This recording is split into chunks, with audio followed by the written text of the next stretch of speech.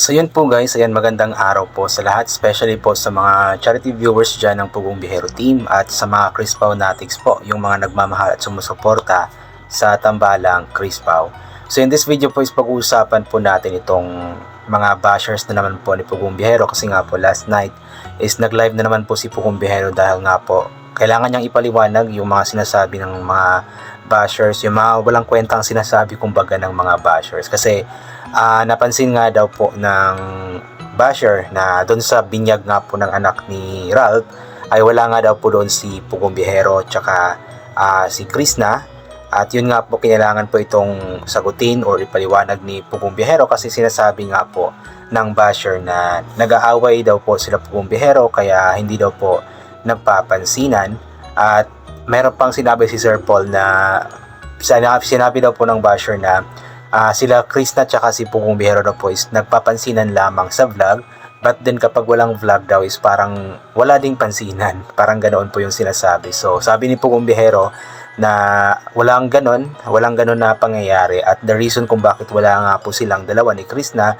doon sa binyag po ng anak ni Ralph dahil nga po may inasikasong emergency or importante nga po si Sir Paul or si Pugong Bihero at I believe parang umalis ng Davao si Sir Paul, di ako sigurado kasi di ko napanood ng buo yung live.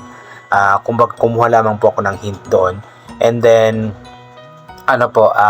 si Krishna is pansamantala munang umuwi doon sa kanila since si Pugong Bihero nga po is may inaasikaso nga po na mga bagay-bagay na importante. So yun po yung napansin ng basher na wala daw po hindi magkasama sila Pugong Bihero, wala sa nila Ralph. So ipinaliwanag ni Sir Paul po ito. So hindi ko lang po play po dito or may pakita sa inyo yung video mismo ng live ni Sir Paul about nga po doon. But then kung gusto niyo po nga panood, puntahan niyo po sa YouTube channel mismo ni Sir Paul kasi nag-live po siya doon. So the reason kung bakit hindi ko pwedeng ilagay yung or ipakita sa inyo yung video dito sa aking vlog dahil nga po mahigpit pong ipinababawal ni Sir Paul po iyon. Ang sabi po niya ay okay lang mag-reaction video basta walang video clip na gagamitin mula nga po sa kanilang or sa kanya or sa kanilang mga channel kasi nga po mahigpit daw po niya yung ipinagbabawal. But then kung ganito lang naman magsasalita lang naman walang ginagamit na mga video clip is okay lang naman po kay Sir Paul. Kaya ito po yung ginagawa po natin. So at least na ipaliwanag po ng maayos ni Sir Paul yung mga bagay-bagay and then itong mga bashers po talagang gumagawa po kasi talaga sila ng mga issue para may mapag-usapan. Alam nyo po yung nagpapapansin po sila. Itong mga bashers po na ito, di ko alam kung anong nangyayari or siguro talagang ipinanganak na silang ganito na mga bashers na po talaga na siguro parang mission in life na po nila na manggulo or gumawa ng issue or magsabi ng mga negative things about sa mga taong umaasenso or sumisikat. Katulad na nga lang po ng Chris Pao kasi alam naman po natin talaga na talagang itong tambalan na ito is sumisikat po talaga ngayon at ang ebidensya po nun is yung mga views po nila is napakataas nga po ng mga views po nila at kahit sino po na magko-content sa kanila is may chance talaga na tataas ang views. Kaya yung mga bashers inggit lang. So imbis na sumuporta, ang ginagawa po nila is binabash po nila para pag-usapan kasi sabi nga ni Sir Paul dati na in that way is kumikita din naman sila sa pang-bash po nila kasi nga po nagkakaroon ng reactions ganito ganyan. At sabi ni Sir Paul na hindi naman daw siya galit sa mga bashers po niya nila, love lang lamang daw po. But then yun para sa akin nga is hindi appropriate po yung sinasabi po nila.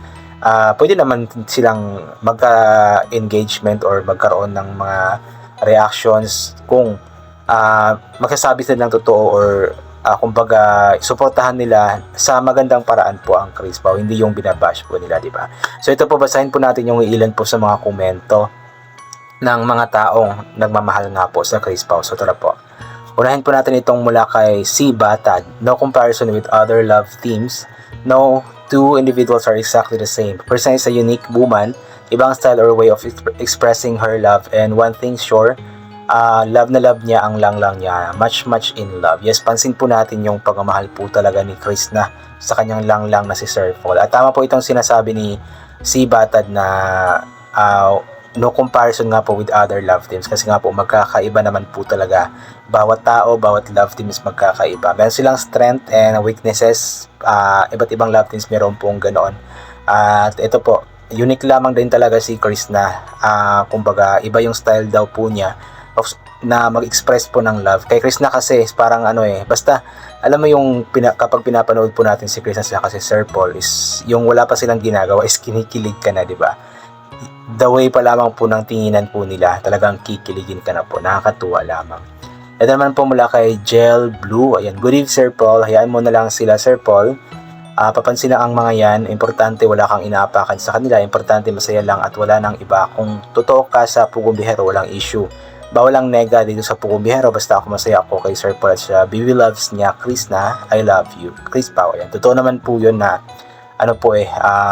importante walang inaapakan po sila Sir Paul na tao. So, patuloy lamang, hayaan lamang yung mga bashers na yan kasi wala tayong magawa sa kanila kasi kahit sabihan pa natin na ganito ganyan, tigilan na yan, kahit ipang strike pa yan ni Sir Paul na gumagamit ng videos ganito ganyan, gagawa at gawa talaga yan ng paraan para makapang bash.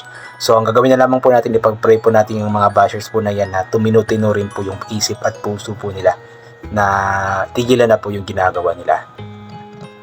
From Natalia Bragancia, hello Sir Paul, kaya na lang yung nyo ang mga basher na yan, nainggit lang yan sila, nandito kami ng mga supporter, always na sumusuporta sa inyo, hanggang magkaanak kayo ni Chris na always love you. Chris Pao, ingat kayo palagi kung saan man kayo magmimisyon at sa buong PB team, God bless you, always watching you always from Pulumulok, South Cotabato, ayan, from Mindanao.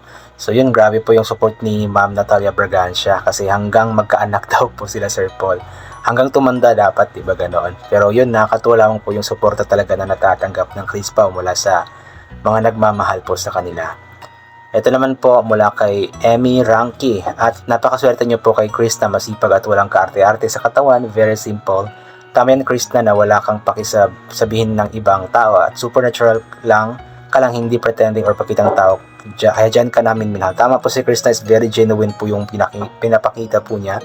Walang halong acting, walang halong pag-iinarte or something na talagang nakikita po natin kung anong klase po siya. Kumbaga kung ano po talaga siya sa kanila, yun po talaga yung pinapakita po niya sa vlog po nila ni Sir Paul at ng PB Team. Kaya nakakatuwa lamang po yun yung pagiging po niya, genuine tsaka very simple po na babae. At yung pagka-astig po niya, grabe, nakakatuwa po yung ganoon. Para siyang Angel Locsin style ba, medyo astig na style, di ba?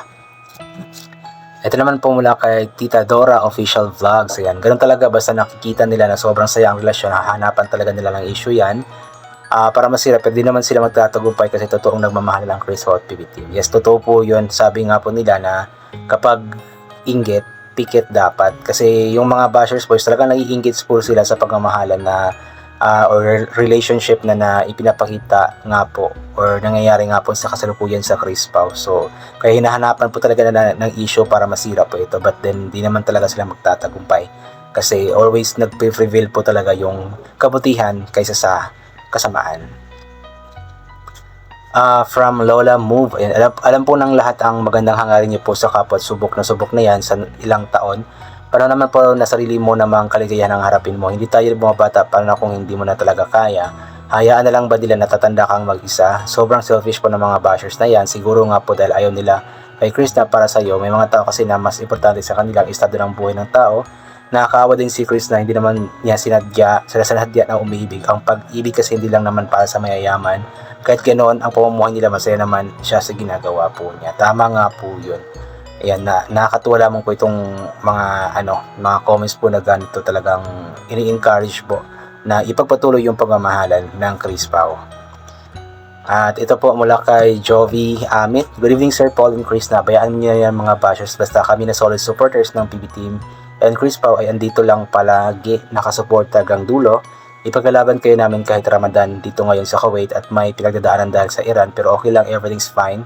Here, palagi nagserin para ma-alarm lang lahat ng mga tao kahit pagod sa trabaho dahil sa Ramadan, carry pa rin yun basta may PB Team and Chris Pao lang kami. Mapanood pag rest time naman. Yun po yung maganda talaga sa PB Team or sa Chris Pao na tandem kasi nga po, nagbibigay po ito ng kasiyahan sa mga stress po na mga kababayan po natin na nasa ibang bansa. At ipag-pray po natin yung kaguluhan po na nangyayari nga po ngayon sa ibang bansa, sa Iran. Ipag-pray po natin, especially po yung mga kababayan po natin na nandoon. Ayan. So yun po, I think hanggang dito na lamang po muna itong gagawin ko na reaction video. So God bless po sa ating lahat at bye for now po.